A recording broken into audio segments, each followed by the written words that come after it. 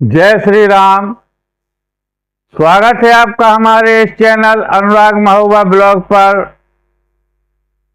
जिन मित्रों का आज पहली बार आना हुआ है उनसे हमारा विनम्र अनुरोध है, कृपया इस चैनल को सब्सक्राइब कर लें और वीडियो को लाइक ना अगर किया हो तो सभी लोग लाइक जरूर कर दें, क्योंकि लाइक से ही ये पता चलता है कि हमारे वीडियो को किसने किसने पसंद किया है, और अपने कमेंट्स के द्वारा अपनी प्रतिक्रिया जरूर दें।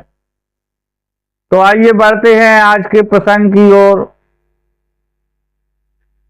हम आप सभी जानते हैं कि अलाउद्दीन एक अद्भुत शौर्य के मालिक थे।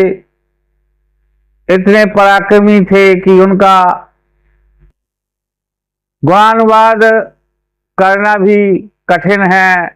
ऐसे ऐसे अद्भुत कार्य किए जिसके विषय में हम आप पूरी तरह से नहीं बता सकते हैं, और अगर बताया भी जाएगा तो सामने वाले को सुनकर विश्वास नहीं होगा। ऐसा अद्भुत पराक्रम था अलाउद्दीन के जीवन में।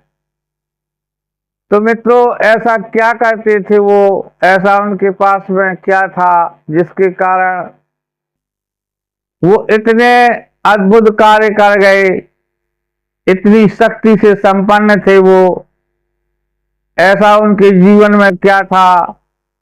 क्या उनके जन्म लेने मात्र से ही ये सारी विशेषताएं थीं, या फिर उनके खान पान का असर था, या उनकी कुल परंपरा के अनुसार ऐसा होता था? तो जन्म तो मनुष्य के अधिकार क्षेत्र में नहीं है कि वो कैसा है क्या है, लेकिन जहां तक मेरे विचार से उन लोगों का खान पान बहुत ही अच्छा था। आज की तारीख में जो खान पान शायद कोई नहीं करता है या करना पसंद करता, वैसा खान पान था एक अलाउद्दीन का नहीं, पूरे बुंदेलखंड क्षेत्र में एक ऐसी स्थिति थी कि जहां पर ये जो आज गेहूं आप लोग देख रहे हैं वो हर जगह पर नहीं था। क्योंकि आप लोगों को भी स्मरण होगा, लाल बहादुर शास्त्री ने हरित क्रांति के लिए कितना संघर्ष किया, कैसे उन्होंने इस देश को भुखमरी से बचाया, वो अलग विषय है। लेकिन मुख्य बात कहना चाहूंगा कि बुंदेलखंड क्षेत्र में विशेषकर गेहूं की पैदावार बहुत कम होती थी। यहाँ का आहार विहार अलग ही था, और यहाँ चूंकि पथरीला क्षेत्र है अलाउद्दीन का, जिन मित्रों को इन विषयों में रुचि ना हो तो वो भले ही जाना चाहें तो जा सकते हैं। भले ही मेरा थोड़ा नुकसान होगा, लेकिन उनका समय बच जाएगा। और अगर आप जानना चाहते हैं कि क्या स्थितियां थी, कैसे अलाउद्दीन इतने ज्यादा ग्रो कर पाए, तो जरूर आप लोग सुनिए। धन्यवाद साथियों बने रहने के लिए। तो उस समय जो यहाँ की फसलें थीं वो ना के बराबर हुआ करती थीं। अलाउद्दीन के समय में दूध घी की प्रचुरता थी, क्योंकि सारा क्षेत्र ये वन्य जंतुओं से भरा हुआ था। गायों आदि के चरने के लिए स्थान की कोई कमी नहीं थी। बड़ी बड़ी नदियां प्रवाहित होती थी, बड़े बड़े चरागाह थे। तो ऐसी स्थिति में मुख्यतया वो लोग दूध, दही और घी का सेवन करते थे, जिसके बारे में विद्वानों ने कहा है ऋण कृत्वा घृतम पिबेत। और वो ऐसा वैसा दूध नहीं पीते थे, वो दूध स्वर्ण युक्त होता था। आप में से बहुत से लोग जानते होंगे, लेकिन शायद कुछ लोग ना जानते हों, तो मैं उनकी जानकारी को बता दूं कि जो देसी गाय होती है उसके एक कुंवर टाइप का पीठ में होता है,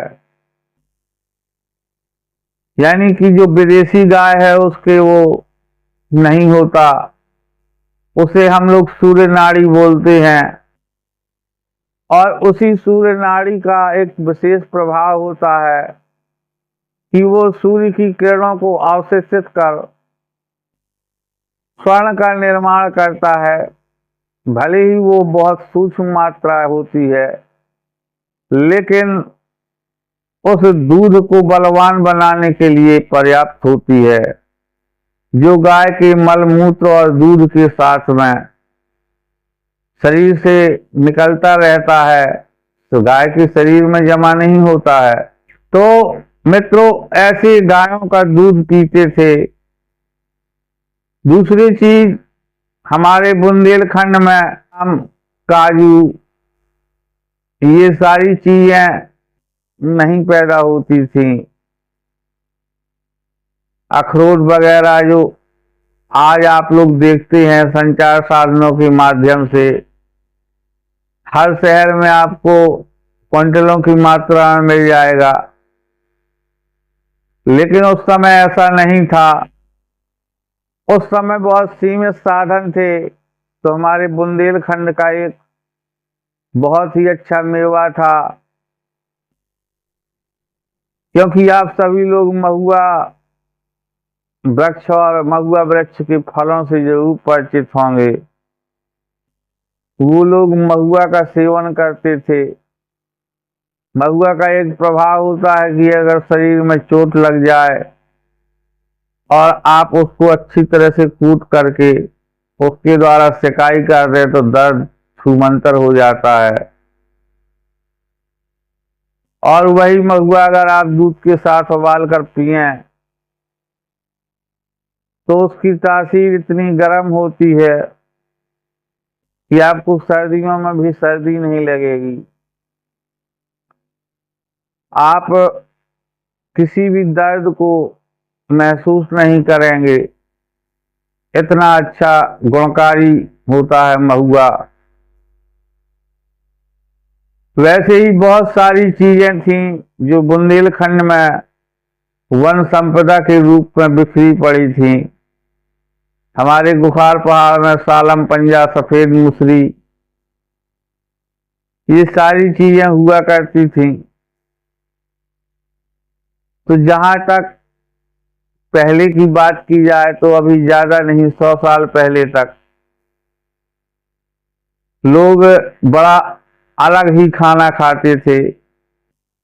और चूंकि युद्ध की प्रवृत्ति थी आला उदल की, तो वो कभी ज्यादा शिकार वगैरह नहीं कर पाए। मैं ये नहीं कहता हूं कि वो कभी नहीं मांस खाते थे, लेकिन वो अत्यधिक मांस प्रेमी भी नहीं थे। ये मैं अपनी स्वानुभूत बातें बता रहा हूं कि जिस क्षेत्र में जो कुछ पैदा होगा वही तो खाएगा व्यक्ति। कहीं विदेश से नहीं आता था उस समय, अपने आसपास में जो कुछ भी होता था वही खाते थे। बहुत ज्यादा अगर आप दूर से लाते थे तो हद से हद 50 किलोमीटर, 100 मान लीजिए, लेकिन कोई भी मेवा वगैरह हमारे 100 या 200 किलोमीटर क्षेत्र में भी नहीं पैदा होती। तो जो सबसे बढ़िया साधन थे वो यहाँ पर उत्पन्न होने वाली वन्य संपदा से प्राप्त वस्तुएं ही थी और वो अपने आप में बहुत ताकतवर हैं। यहाँ पर ज्वार होती थी, बाजरा होता था, एक कोदो होता है, कहीं कहीं उसको कुदवा भी बोलते हैं। ऐसी चीजों का सम्मिश्रण था उनके खान पान में। शेष आपसे अगले अंक में चर्चा करूंगा। अगर आप लोगों को ठीक लगे तो अपने कमेंट्स के द्वारा जरूर बताइएगा कि आप मेरे विचारों से सहमत हैं। बहुत बहुत धन्यवाद यहाँ तक बने रहने के लिए। जय सिया राम।